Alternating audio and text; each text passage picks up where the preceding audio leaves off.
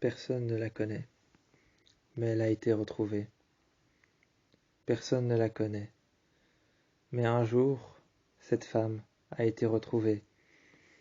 Elle était dans le jardin d'une autre femme, et elle a été retrouvée nue, et étendue par terre, les deux bras croisés sur le côté. Elle était sur le flanc gauche, étalée. Cette jeune femme s'est approchée de cette même femme nue, étalée sur le flanc gauche, avec ses deux bras croisés sur le côté. Ils étaient étendus vers l'avant, croisés sur le côté. Elle était sur le flanc gauche, et cette femme s'est approchée d'elle. Elle l'a regardée. Sa bouche était ouverte. Sa bouche était ouverte, et elle l'a tournée. Elle a décroisé ses bras, qu'elle a mis le long de son corps. Cette jeune femme avait de la terre dans la bouche. On avait planté un bâton dans la terre qu'elle avait dans la bouche. Peut-être que c'était un signe, ou peut-être un réceptacle. C'était peut-être un réceptacle ou un signe, mais cette femme avait de la terre dans la bouche. Cela débordait de partout. Cela débordait de partout, elle avait de la terre dans la bouche, et un bâton qui avait été planté dans la terre. Sous ses ongles il y avait de la terre encore, de la terre presque noire. À la regarder, elle avait l'air morte. Cette femme avait l'air morte à la regarder.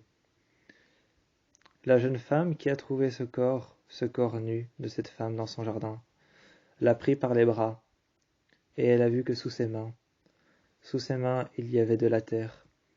Sur ses mains, il y avait de la terre. La jeune femme était humide, comme si elle venait tout juste de sortir d'un lac, ou alors d'une rivière.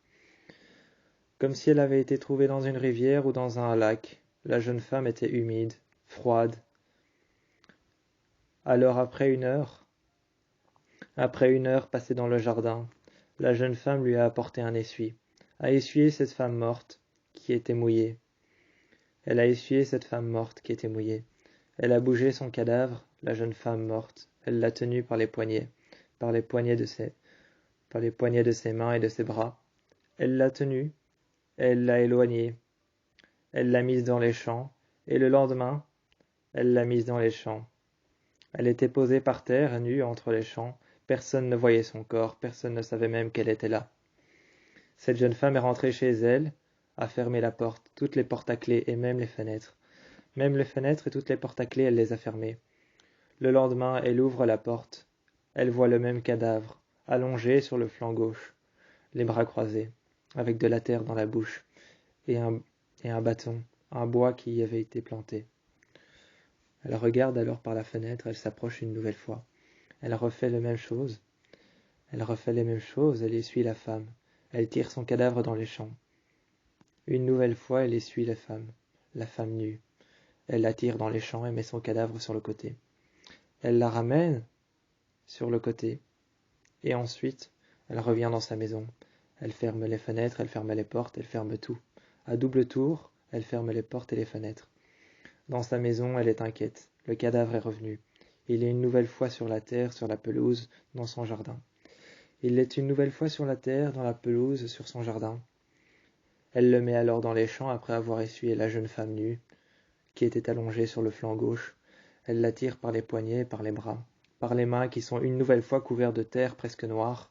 Elle regarde, et elle la dépose. Le lendemain matin, le troisième jour, elle la regarde. Elle regarde son jardin. Rien. L'après-midi, elle voit réapparaître un corps d'une femme nue sur le flanc gauche avec les bras croisés sur le côté. Elle s'approche une nouvelle fois. Même chose, la jeune femme a de la terre dans la bouche avec un bâton et un bois qui y a été planté, peut-être en guise de réceptacle ou en guise de victoire par rapport à la mort de cette femme. Elle s'approche alors du corps, elle l'essuie une nouvelle fois, il est mouillé. Encore une fois, il a de la terre sous les ongles, de la terre presque noire, qui est sous les ongles de cette femme. Sous les ongles de cette femme, il y a de la terre noire, et sur ses mains, et sous ses mains, il y a de la terre noire. Cette fois-ci, elle est posée sur le gazon, sur un amas de terre noire. Sur un amas de terre noire, elle est posée sur le gazon. La paume de ses mains est contre le sol, contre la terre noire, sous ses ongles, il y a de la terre noire. Elle prend encore une fois le cadavre, et elle va le poser dans les champs. Après l'avoir essuyé une nouvelle fois parce qu'il était mouillé, elle prend le cadavre et déplace la terre. Le lendemain, qu'est-ce qu'elle trouve? Le lendemain, le 4e jour, qu'est-ce qu'elle trouve? Un amas de terre noire, mais pas de cadavre. Elle ne trouve pas de cadavre, elle se dit tant mieux, la femme a disparu. Elle n'est plus là. Mais elle trouve quand même un amas de terre noire, elle se demande qu'est-ce que c'est. Elle commence à creuser dans son jardin. Et cette fois-ci, en dessous de la terre noire, il n'y a rien. Il y a juste un trou avec de l'eau. En dessous, il y a juste un trou avec de l'eau. Elle commence à savoir d'où venait l'eau qu'il y avait sur le cadavre. Ensuite, elle déplace la terre et elle déplace l'eau. Par-dessus, elle met de l'herbe et par-dessus, elle met de la terre noire qu'elle réenterre une nouvelle fois avec de la terre qu'il y avait dans son jardin. Elle rentre à l'intérieur et le 5e jour, le cadavre est à l'intérieur, dans sa cuisine, allongé par terre, avec cette fois-ci un bout de bois et de la terre dans la bouche, en guise de réceptacle, de victoire envers la mort de cette femme. Elle prend cette femme, l'essuie une nouvelle fois. Elle regarde et elle voit que ce n'est pas nécessaire, le cadavre n'est pas mouillé. Il n'y a pas de terre noire en dessous de ses ongles ou sur ses mains.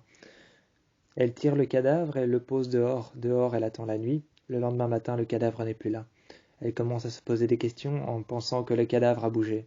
Le cadavre ne bouge pas, il est simplement déplacé par une personne du village qui vient déposer des cadavres dans les maisons ou à l'extérieur sur les jardins.